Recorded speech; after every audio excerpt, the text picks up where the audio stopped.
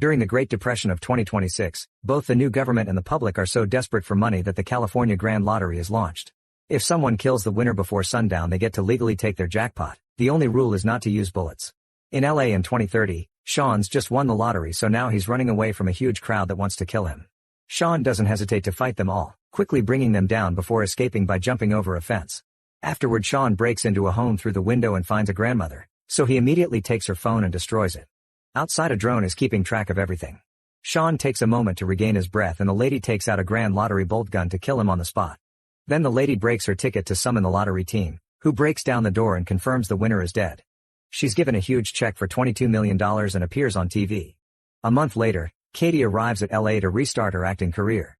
In the bus, she keeps staring at a little Oscar keychain, which appears to be a memento. There's a little girl nearby, so she makes faces to make her laugh. However, the kid's father keeps mocking her daughter over the phone.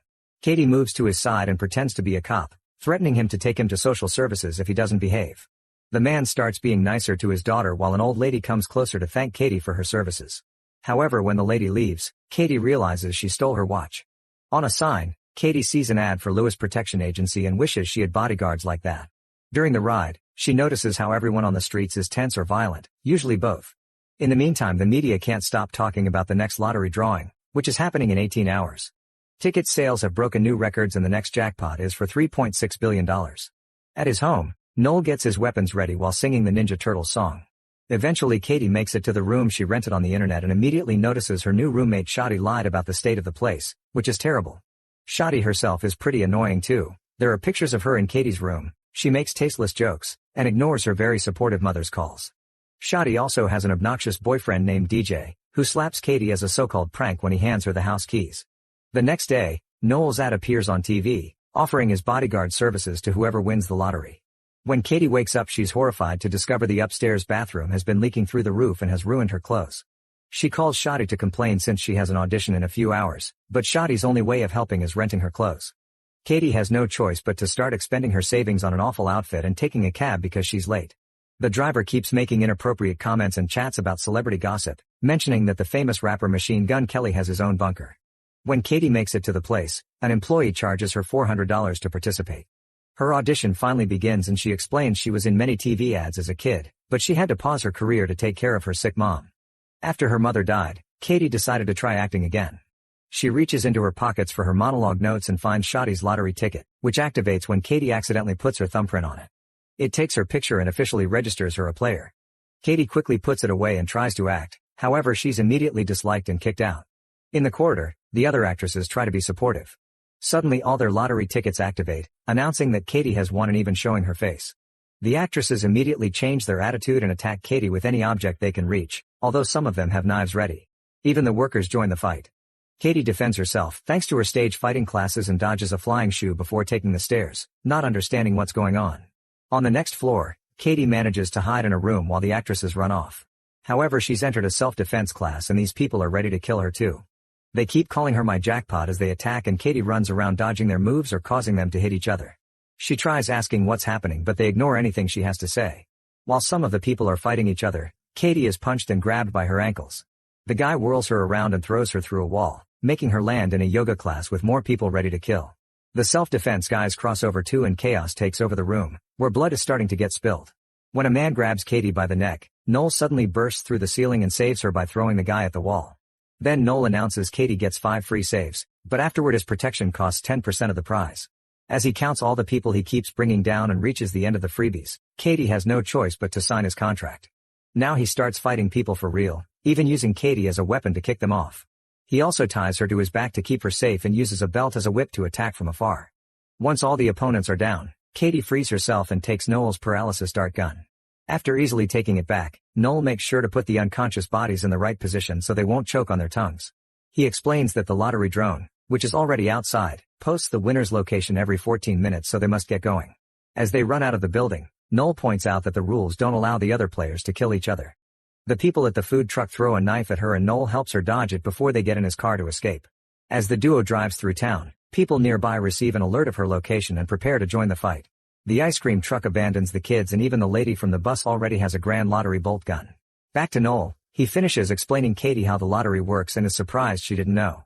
Katie points out she and her mom would only watch movies and baking shows, but never the news because they were depressing.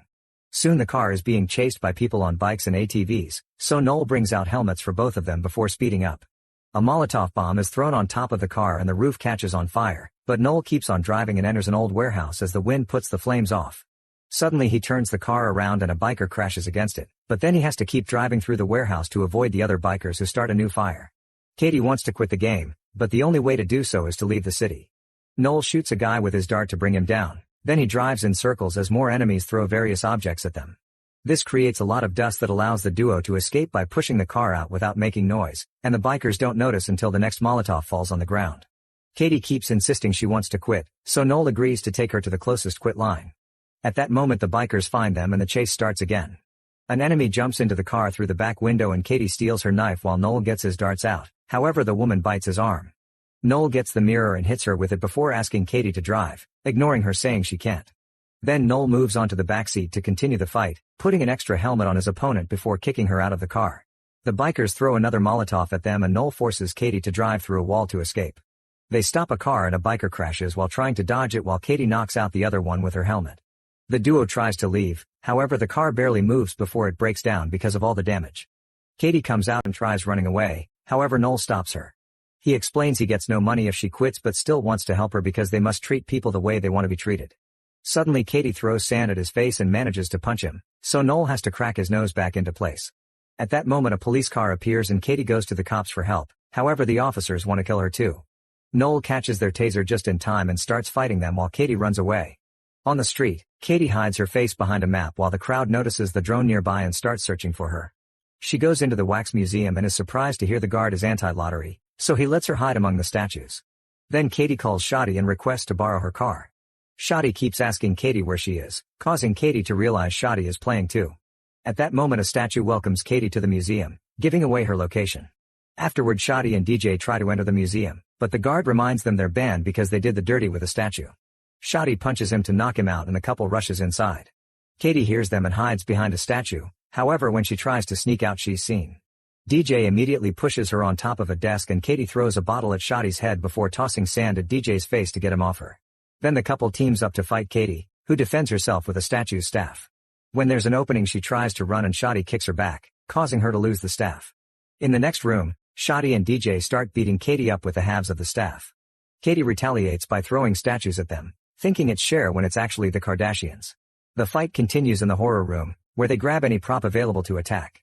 After lots of struggle with movie costumes and weapons, Katie runs out as Shadi throws an axe at her. The weapon does hit, but it's fake so it does nothing.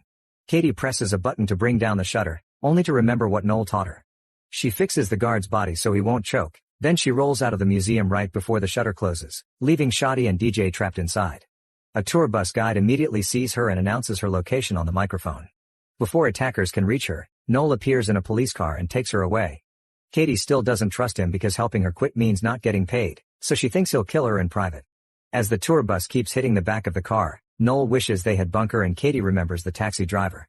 Soon the duo shows up at Machine Gun Kelly's house, who thinks Katie wants something dirty when she asks for help. At that moment the bus appears, so Katie gets Noel's dart gun and forces him to open his panic room. Katie and Noel rush inside and put Kelly to sleep with a dart before trying to close the door. A crowd gathers in the living room and an arm tries keeping the door open, so Noel gets ready to shoot it. Thinking he wants to shoot her, Katie takes the gun and shoots a dart at the arm, forcing it to retreat and finally closing the door for good. The room is fully equipped and the duo can watch the crowd on the security camera.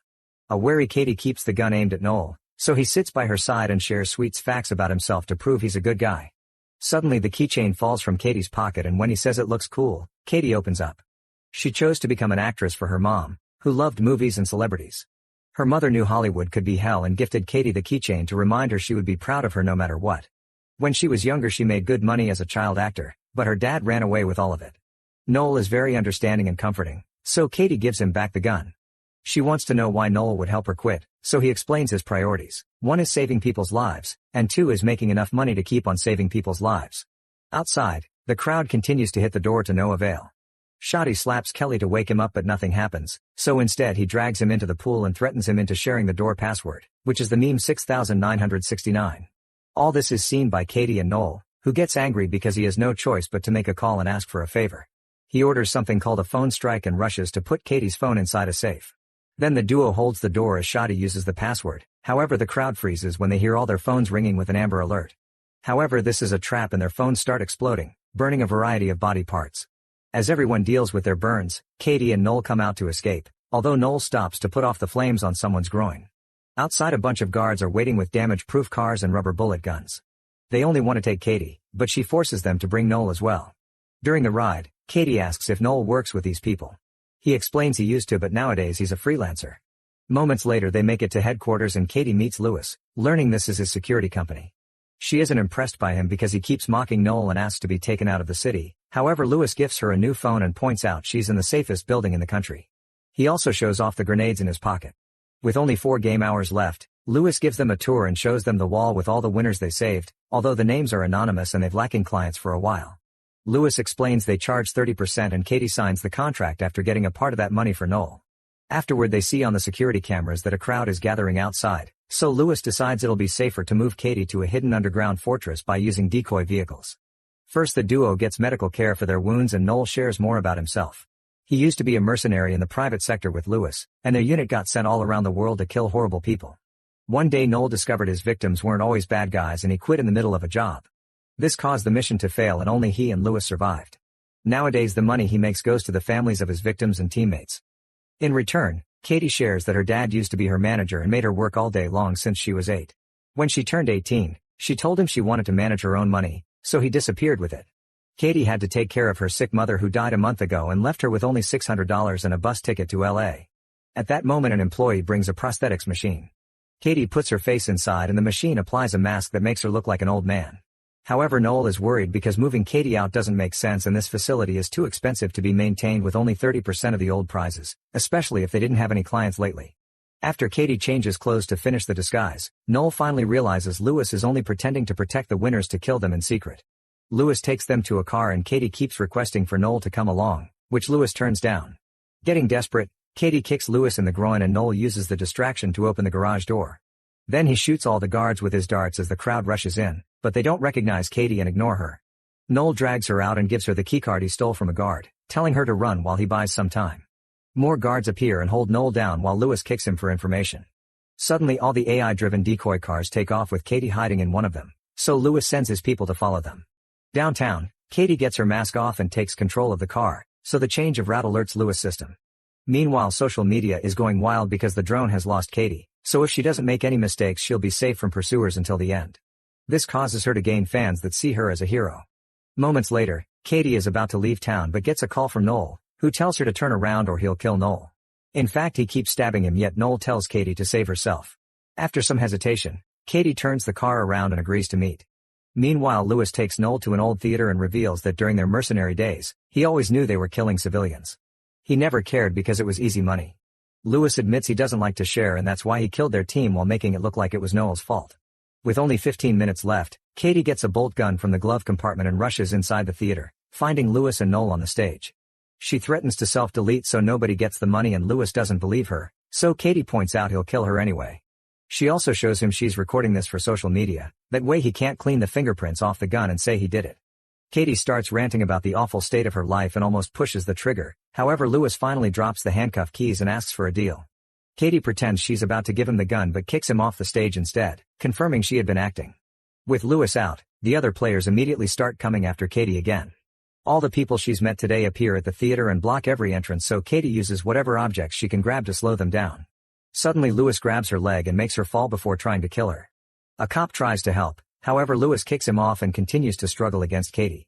At that moment a crowd bursts in, so Noel starts fighting them while still cuffed to the chair and singing the Ninja Turtles song. The chair soon breaks, giving him more freedom of movement. Katie bites Lewis and disarms him before throwing the keys at Noel, who finally frees himself. While Noel fights Lewis, Shadi appears with a katana to fight Katie, who quickly disarms her and knocks her out with a headbutt. With only 4 minutes left, a huge crowd suddenly enters the theater. Noel is still fighting Lewis, so Katie has to climb the stage decorations for safety. Lewis steals an axe from another player and Noel defends himself with cymbals, which helps him finally defeat his former friend. The bus lady tries to climb after Katie, so she kicks her off. Then Noel starts breaking the decoration so people can't follow Katie. Lewis' men arrive and half of them make a human stair for Lewis to climb while the others tackle Noel. Lewis reaches Katie on the scaffolding and they start fighting until Katie slips. She hangs on the edge and reveals she used her keychain to activate one of his grenades, which then explodes. Lewis dies and Katie falls, however her fans appear with a big flag and catch her just in time. As the countdown reaches 0, Katie hugs Noel and promises to pay him 50%. The lottery people come to give her the check and she announces she doesn't want to be an actress anymore. 6 months later, Katie and Noel are working together on a bunch of charities like a free protection agency, a school of self-defense and stage fighting, a center for kids with bad parents. Noel tries to open a Ninja Turtles-themed pizzeria, however he gets sued for copyright infringement. The duo also goes on a vacation on their own super yacht.